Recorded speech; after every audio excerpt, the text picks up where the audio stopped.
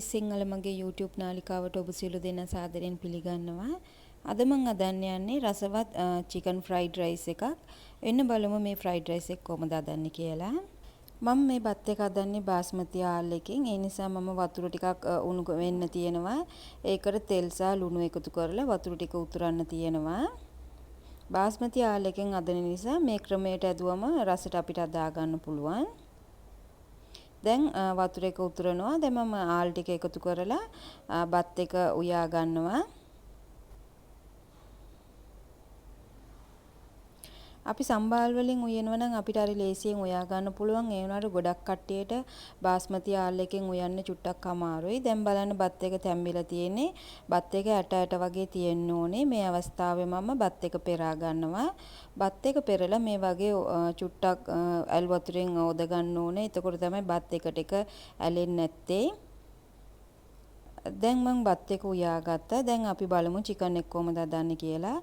Chicken එකට මිරිස් කුඩුයි ලුණු චුට්ටකුයි එකතු කරගන්නවා. ඒකම සුදු ලුණු ටිකකුත් එකතු කරලා මම මේක හොඳට මිශ්‍ර කරගන්නවා. මම චිකන් එක චූටි චූටි කෑලි වලට කපලා තියෙන්නේ.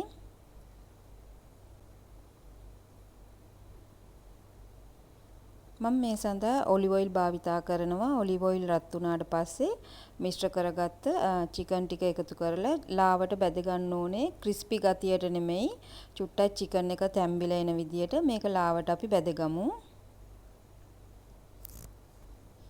ඔබ මගේ channel එක පළවෙනි වතාවට බලන කෙනෙක් නම් මගේ channel එක subscribe කරලා නැතිනම් මගේ channel එක subscribe කරලා තියාගන්න. එතකොට මම වීඩියෝ අප්ලෝඩ් කළ සැනින් ඔයාලට notification එයි.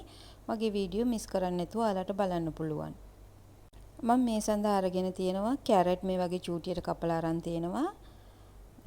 බෝංචි මම ගොඩක් පොඩියට කපලා අරන් තියෙන. එතකොට තමයි ගෙදර කට්ටිය එළවලු අයින් කරන්නේ නැතුව කන්නේ. ලීක්ස් ඒකම සුදු ලුණු හොඳට තලලා අරගෙන තියෙනවා. ලුණු කොළ ඒකම රතු ලුණු. රතු ලුණු දැම්මම fried rice එක ගොඩක් රසයි.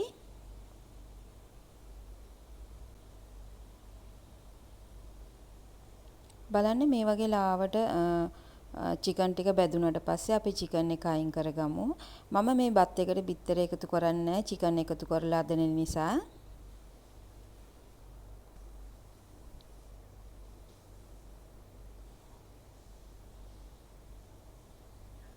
මේ වගේ චිකන් එක ඉවත් කරලා ඒ තැටියටම අපි බටර් චුට්ටක් එකතු කරගන්නවා. අපි මේ චිකන් බැදපු තෙලෙන් හදන්නේ ෆ්‍රයිඩ් රයිස් එක. ඒකටම බටර් එකතු කරලා එතකොට තමයි මේ ෆ්‍රයිඩ් රයිස් එක ගොඩක්ම රස. දැන් මම සුදු ලුණු ටික එකතු කරගත්තා. චිකන් ෆ්‍රයිඩ් රයිස් ඒ වගේම ෆ්‍රයිඩ් රයිස් විවිධ ක්‍රමවලට අපිට හදන්න පුළුවන්. මේ ක්‍රමය මම අපේ තුනපා එකතු කරලා තමයි හදන්නේ. කිසිම කෘතිම රසකාරක නැතුව අපේ තුනපා එකතු කරලා හරිම රසට මේ චිකන් ෆ්‍රයිඩ් රයිස් එක මම හදනවා. මේ අවස්ථාවේ මම රතු ලුණු ටික එකතු කරගන්නවා. මේ ක්‍රමයට අදලා බලන්න කිසිම රසකාරක නැතුව අපේ ගෙදර තියෙන තුනපා එකතු කරලා අපේ ක්‍රමයට අරිම රසට මේ ෆ්‍රයිඩ් රයිස් එක අපිට හදා ගන්න පුළුවන්. මම ලුණු ටිකක් බැදෙන්නේ චුට්ටක් ලුණු එකතු කරගන්නවා.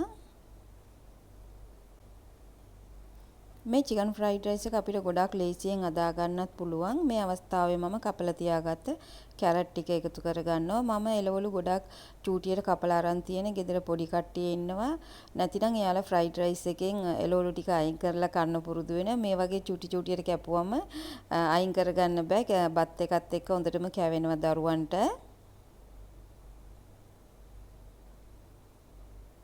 මේ අවස්ථාවේ මම බෝංචි ටික එකතු කරගන්නවා. මුලින්ම කැරට් ටික එකතු කරගත්තේ කැරට් එක චුට්ටක් තැම්බෙන්න වෙලා යන නිසා මුලින්ම කැරට් එක එකතු කරගත්තා. ඒක චුට්ටක් විතර තප්පර 30ක් විතර තැම්බුණාට පස්සේ මම දැන් බෝංචි ටික එකතු කරගත්තා.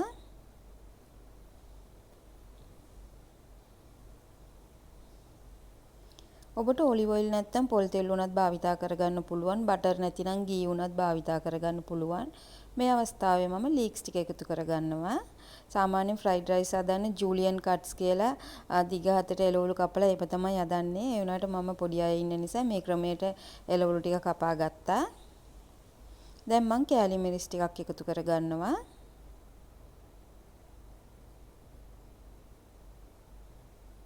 ඒකම ගම්මිරිස් කුඩු ස්වල්පයකුත් එකතු කරගන්නවා.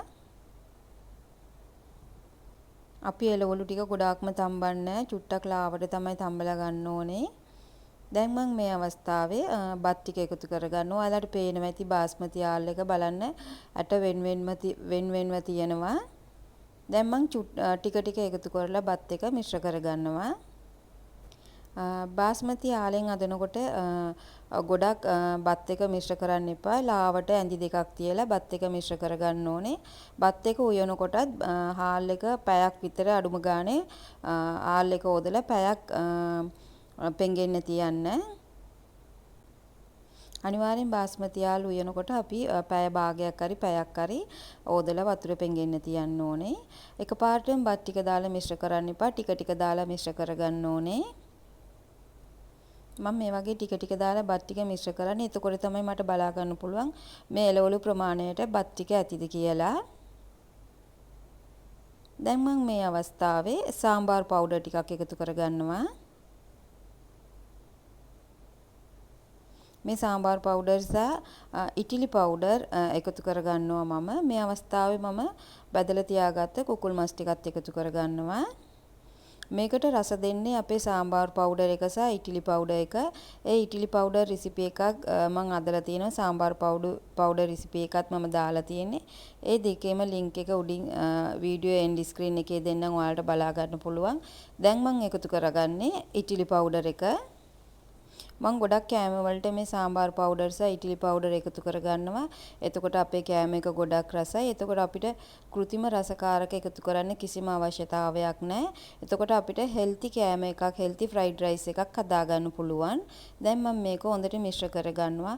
ඔයාලට පේනවා ඇති මම තුන පාට එක එකතු කරගත්තට පස්සේ බත් එකේ පාට ලස්සනට වෙනස් වෙලා තියෙන ඇති. දැන් මම තියාගත්ත ඉතුරු බත් ටිකත් එකතු කරගන්නවා.